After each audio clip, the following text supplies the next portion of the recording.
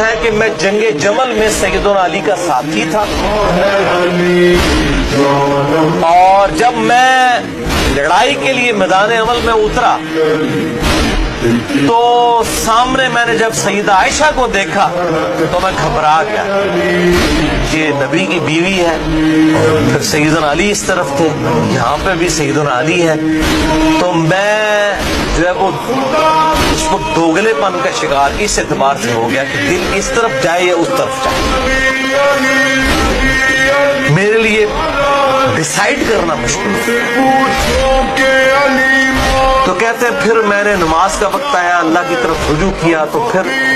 ظہر کی نماز کے بعد اللہ نے میرا دل جو ہے نا اس طرف مضبوط کر دیا کہ علی ہی حق پر ہے۔ تو بہرحال ہم نے جنگ کی، ہم جیت گئے۔ اس کے بعد یہ پھر ام سلمہ کے پاس مدینہ شریف میں آئے، ام سلمہ کو آ کر سلام کیا اور اپنا تعارف کروایا کہ میں ابو ذر غفاری کا غلام ہوں۔ ابو ذر غفاری تو پھر مولا علی کے ساتھیوں میں سے تھے، شیعان علی میں سے تھے، یعنی وہ شیعہ پولیٹیکل ٹرم میں کہہ رہا ہوں، فرقوں میں والی ٹرم میں نہیں۔ آج ہم اہل سنت اپنے آپ کو شیعان علی سمجھتے ہیں، الحمدللہ ہم اہل سنت، وہ ناسبیوں والے اہل سنت نہیں۔ تو انہوں نے آگے ام سلمہ کو کہا کہ میں ابو ذر غفاری کا غلام ہوں، تو ام سلمہ نے کہا میں تمہیں کھانا شانا بنا کے دیتی ہوں۔ انہوں نے کہا میں کھانے کی غرض سے نہیں آیا، میں صرف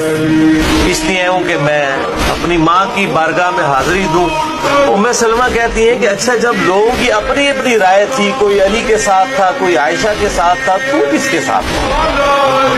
انہوں نے کہا کہ میں صبح کے وقت تو علی کے ساتھ تھا، پھر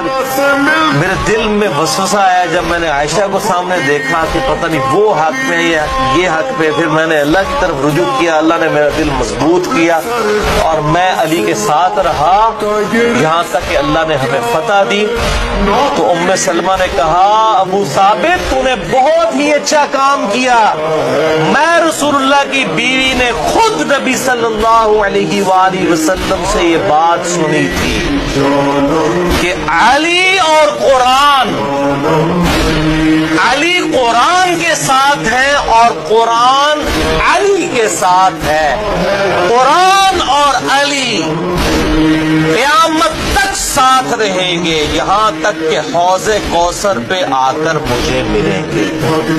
علی قرآن کے ساتھ ہے، قرآن علی کے ساتھ ہے، قیامت علی قرآن کے ساتھ ہے، قرآن علی کے ساتھ ہے، قیامت علی قرآن کے ساتھ ہے، قرآن علی کے ساتھ ہے، قیامت تک